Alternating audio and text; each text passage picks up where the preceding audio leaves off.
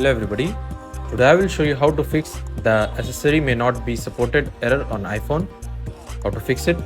If you are facing this error, the first thing you can try is restarting your device. Restart it. And the second step is to reset iPhone settings. If your problem persists, you can try resetting your iPhone settings. Go to settings, scroll down and click on general.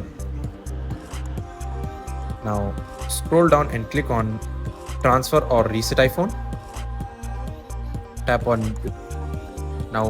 reset and tap on reset all settings to reset the setting. After resetting, reconnect the accessory to see if the issue is resolved. And the final step is to check for software update. Go to settings and